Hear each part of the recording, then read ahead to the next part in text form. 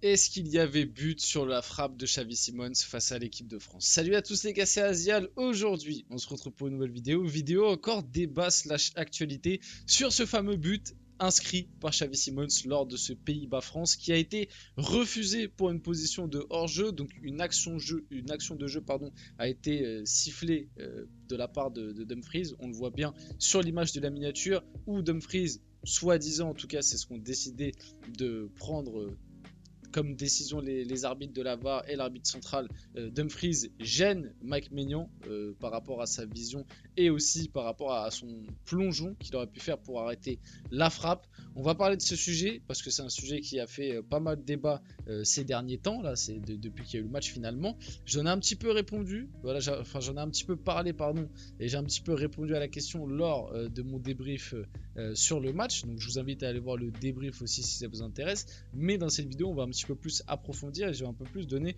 mon avis dans la profondeur et aussi revenir sur les déclarations des personnes concernées, puisque Didier Deschamps en a parlé, le sélectionneur néerlandais Ronald Koeman en a aussi parlé. Donc je trouve ça plutôt intéressant de traiter tout ça. Et puis ça fait partie de l'actualité. On va aussi voir d'autres actus autour de l'équipe de France. Bien évidemment, avant que la vidéo commence, n'hésitez pas à la liker, à commenter, à partager et à vous abonner. Ça fait toujours plaisir et ça aide pour le développement de la chaîne et on peut y aller dès maintenant. Donc bon, on va pouvoir aller et voir un petit peu ce qui s'est passé et ce qui s'est dit. Commençons par du coup la déclaration de Didier Deschamps sur le but refusé à Xavi Simons hier soir. Pour moi, il n'y a pas but. À partir du moment où un joueur est en position et gêne la vision du gardien, quand je revois l'image sur l'écran, ça me paraît évident.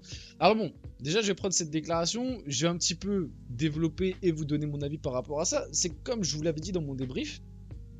Dans un premier temps, quand j'ai vu l'action, je me suis dit oui bon voilà, Dumfries est sur la trajectoire, globalement il est sur la même ligne que Maignan, donc que le hors-jeu soit sifflé c'est pas déconnant, etc. Et puis en fait quand j'ai revu les images, et surtout que j'ai revu les images frame par frame et que j'ai bien analysé, j'ai bien en tout cas regardé le comportement de Mike Maignan, le comportement de Dumfries, la position de la frappe, au moment où la frappe, tu vois, le moment où la frappe part, dans quelle position est Maignan, etc. Et en fait, moi, ce que j'ai remarqué, et c'est pour ça que pour moi, mais c'est que mon avis, j'aurais accepté le but. En tout cas, dans l'idée du jeu, pour moi, ce but doit être accepté. Pour quelle raison? Pourquoi? Après, comme je vous l'ai dit, je comprends que le but ait été refusé. C'est pas scandaleux. Pour moi, en fait, les deux décisions n'auraient pas été scandaleuses. Qu'il soit accepté ou qu'il soit refusé. D'ailleurs, je suis même limite plus content qu'il soit refusé. Pas parce que du coup, ça avantage l'équipe de France. Donc tant mieux qu'il ait été refusé. Mais pour moi, dans les deux situations, ça aurait pas été scandaleux. Pourquoi? Parce que là, du coup, il a été refusé. Tu peux comprendre parce que Dumfries était sur la même ligne que Mike Maignan, donc on peut estimer qu'il le gêne, etc. Mais pour moi, mon avis, c'est que dans l'esprit du jeu, etc., il aurait dû être accepté. Enfin, moi, je l'aurais accepté en tout cas, pour la simple et bonne raison que quand tu regardes vraiment image par image, frame par frame, et que tu analyses bien le comportement des joueurs, Dumfries ne gêne pas la vision de Mike Maignan comme le dit Didier Deschamps là, et même, j'ai envie de dire encore pire, c'est que Mike Maignan ne remarque même pas la présence de Dumfries, il la remarque une fois qu'il prend le but. C'est-à-dire que regardez bien l'image, regardez bien le ralenti, à aucun moment la présence de Dumfries gêne l'intervention de Mike Maignan puisqu'il ne le voit même pas. Il le voit et il se rend compte que Dumfries est présent une fois qu'il tourne sa tête et qu'il voit le but pris et qu'il voit la présence de Dumfries. Et même, vous allez voir, au moment où le but est pris, que Mike Maignan se retourne et qu'il voit Dumfries, c'est à ce moment-là qu'il lève la main pour dire « Hey, il y a hors-jeu ».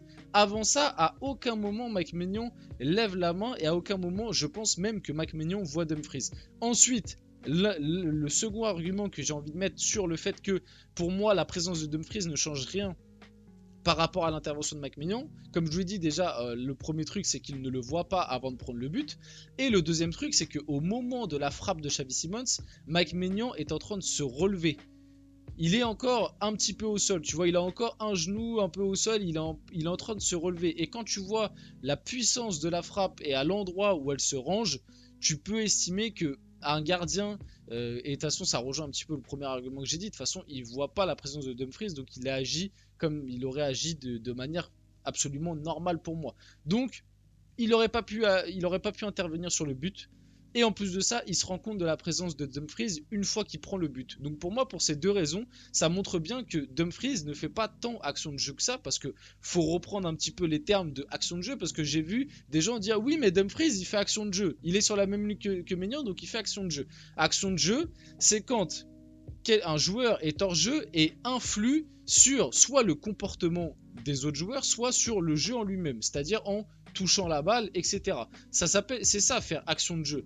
Donc là, je suis désolé, Dumfries n'a pas de contact avec le ballon, Dumfries n'intervient pas sur le comportement des défenseurs français, et Dumfries n'intervient pas sur le comportement de Maignan. D'après ce que j'ai pu analyser, quand tu regardes image par image, comme je vous l'ai dit, pour moi Maignan ne le voit pas, il le voit une fois qu'il prend le but, et c'est à partir de ce moment-là même qu'il lève le bras pour dire qu'il y a hors-jeu. À aucun moment il le fait avant d'avoir pris le but, et à aucun moment il le fait du coup avant d'avoir vu Dumfries. Donc Dumfries ne gêne pas les défenseurs français, ne gêne pas la frappe, enfin en tout cas n'intervient pas sur la frappe pour changer sa trajectoire ou quoi, et en plus de ça, il ne gêne pas Maignan.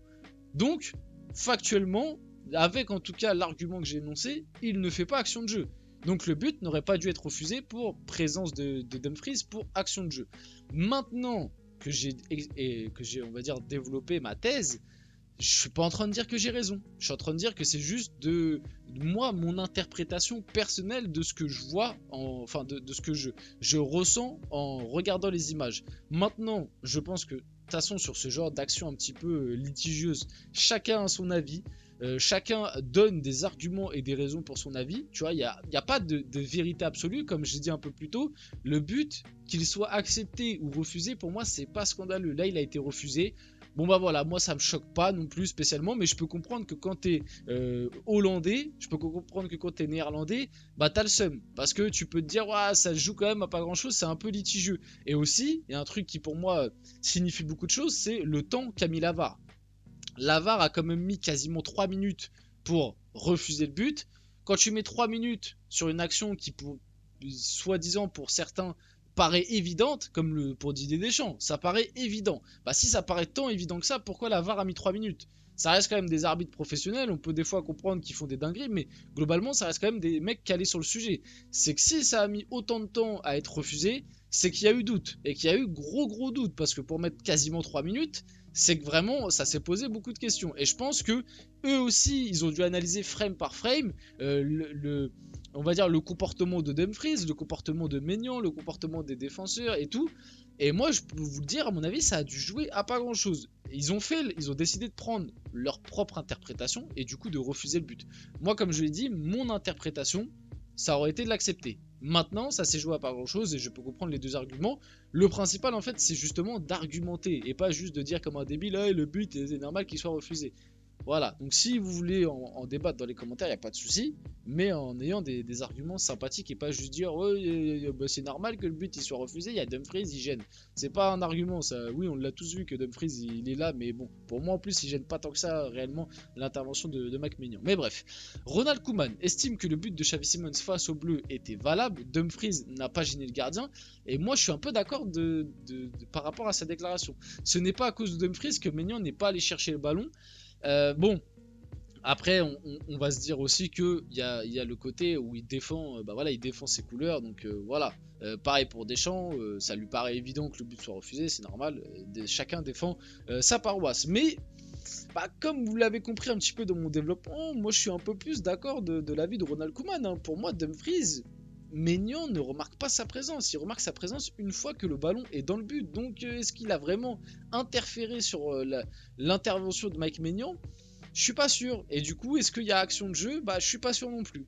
On passe à d'autres actus, un petit peu plus sur l'équipe de France, notamment sur Bradley Barcola. Didier Deschamps a hésité à faire jouer Bradley Barcola du coup face aux Pays-Bas. Bradley a des qualités, mais il n'a jamais été avec nous dans un match comme ça. Ça n'est jamais évident. J'ai hésité à pouvoir le mettre. D'ailleurs, il y a un truc assez fou qu'on a appris en fin de match. Je sais pas si vous avez vu, mais en gros, de base, Bradley Barcola devait rentrer face aux Pays-Bas vers la 80e, entre la 80e et la 85e, Didier Deschamps avait prévu de le faire rentrer. C'est d'ailleurs pour ça qu'à un moment on voit des images où il est en train de mettre son maillot de l'équipe de France en fond. Je ne sais pas si vous avez remarqué pendant le match, mais à un moment on voit ces images là.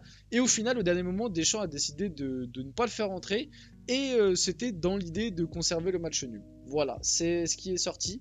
Deschamps, de base, voulait faire entrer Barcola vers la 80-85e, et au final, il a décidé de reculer, de faire un petit recul frein et de se dire, bon, finalement, conserver le match nul, c'est peut-être pas tant un si mauvais résultat que ça.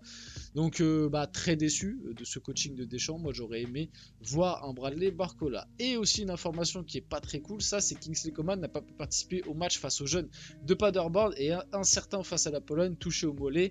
Décidément, Kingsley Coman, les rechutes, ça commence à être inquiétant.